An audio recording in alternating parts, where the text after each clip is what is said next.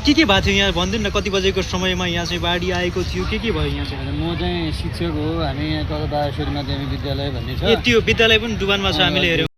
हामी त्यहाँ गयौँ, एउटा भाइले यसो यहाँ गल्छीको हाम्रो सन्तोष अधिकारी भन्ने भाइले पोहोरको भन्दा ठुलो बाढी आएको भनौँ न माथि तेह्रौँतिरबाट रसुवाबाट आइरहेको अवस्थाले अलिक जोगिनु पर्ने छ छेउ किनाराका भने यसो देखियो।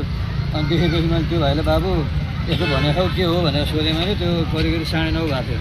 अनि त्यो भएपछि अनि पछि मैले फेरि भाइ के भइरहेको थियो त भने खोइ अरू खबर त आएन सर भन्ने थियो। अनि त्यसपछि अनि हामीलाई अरूहरूले फोनबाट अनि मेरो यहाँ पुरानो विद्यार्थीहरूले अनि सर ठुलो बाढी आइरहेको अरे भाग्नुपर्ने अवस्था छ है भनेपछि चाहिँ अनि हामी अलिक सतर्क भइरहेको थियौँ। अनि त्यसपछि अनि अरूहरूले पनि खबर आएपछि अनि हामी विद्यार्थीलाई ल त्यो किताबहरू सबै त्यहाँ छोडेर अनि हामीले यो पाखापट्टि लाग्यो। पढिराखेकै अवस्थामा तपाईँले चाहिँ विद्यार्थीहरूलाई हुने बेला भएको थियो 9:45 हाम्रो घन्टी लाग्छ। अनि प्रार्थना गर्ने समयमा अनि त्यहीँबाट हामीले विद्यार्थीलाई माइकिङ गरेर अब हामी पाखा लागौँ भनेर अनि हाम्रो गाडी पनि पछि झिक्यौँ, 2टा गाडी थियो। अनि त्यो गाडी लिएर हामी पाखा लाग्यौँ। अनि पछि चाहिँ यसरी त्रिशुली अनि सर्लक्कै लाएर चाहिँ अनि फर्केर अब यहाँसम्म आइपुग्यो र यहाँभन्दा मुनितिरका घरहरू पनि धेरै डुबानमा पऱ्यो। अनि यतापट्टि अब स्कुल हाम्रो स्कुलको पनि अब भनौँ न फर्स्ट फ्लोरको चाहिँ आधासम्म चाहिँ हिलो लेदो पसेको छ। अनि त्यतिर एउटा गाई मरेको छ स्कुलनेरि, बाढीले नै गर्ने हिलोले। अनि त्योभन्दा उतापट्टि हाम्रै सहरको गाई भैँसीहरू त्यो चाहिँ अनि पानीले मर्न चाहिँ भएन। अनि पछि गएर दामले फुकाएर त्यो चाहिँ त्यो अवस्था छ। यहाँभन्दा तलका त्यो सबै अवस्थाहरू जम्मै बिग्रेको अवस्था छ। अनि मानवीय क्षति चाहिँ केही भएको भएन? यतातिर त मानवीय क्षति चाहिँ त्यसो भएको छैन। अब भौतिक सम्पत्ति नै अब यी धेरै पसलहरू तपाईँ देख्नुहुन्छ, यी सबै यहाँ हिलो परेर अब किराना पसलहरू यता अरू यतिरको सामानहरू धेरै बगायो ओरेको र क्षति भएको छ। मानवीय क्षति त हाम्रो यो एरियामा त भएको छैन। जति भयो माथितिरबाट यता चाहिँ अब धेरैवटा यहाँ त्रिशुल नदीबाट पार गरेर धेरैवटा पुलहरू बगाएको भन्ने सुनिएको छ।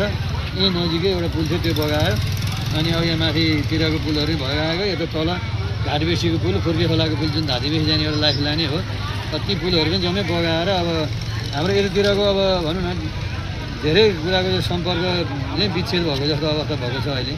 यहाँदेखि चाहिँ खोला 72 साल भूकम्प थियो। एउटा हाम्रो त्यहाँ सामुदायिक भवन बनाएको थियो प्रदेश सरकारले, मैले बुझेसम्म। अनि त्यहाँ चाहिँ अहिले पहिला गाउँपालिकाले बस्यो। अनि अहिले त्यहाँ यसै हाम्रो गाउँपालिकाबाट योग अभ्यास गर्ने गरी सामुदायिक भवनहरूमा काम भयो। त्यो पनि सर्लकै लग्यो भन्ने बुझेको छ। तपाईँले सूचना चाहिँ कति बजे पाउनुभयो र यहाँदेखि चाहिँ कति बजे तपाईँ चाहिँ साइड लाग्नुभयो, आउँदैछ है?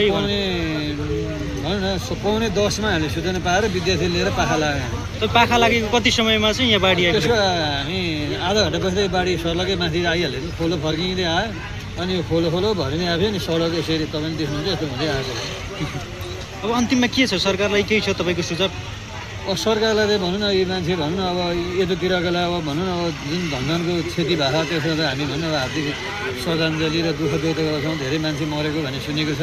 राज्यले त अब अध्ययन गर्ने भने उहीँ स्यापुर बेसी केरुङ नाकादेखि नै भनौँ हाम्रो अब त्यहाँदेखि नै अध्ययन गरेर त्यहाँ के कसो भएको सबै कुरालाई राहत दिने। अब भोलि भौतिक संरचना पुनर्निर्माण गर्ने कुराहरू होइन, चाडपर्व आउँदैछ, कति चाडपर्वलाई बाटाहरू खुलाउने कुराहरूलाई अब विस्तृत अध्ययन गरेर अब राज्यले गर्न सक्ने आफ्नो तर्फबाट र अब यी सडक विभागका अब यी भनौँ न सडक निर्माण गर्ने कम्पनीहरूका केही त्यस्ता साधनहरू इक्विपमेन्टहरू प्रयोग गरेर यो बाटो चाहिँ कतिसम्म खुल्न सक्छ त्यो खुलाउनेमा चाहिँ पहल गर्नुपर्छ भन्ने म ठान्दछु। हस्, धन्यवाद। हस्, धन्यवाद।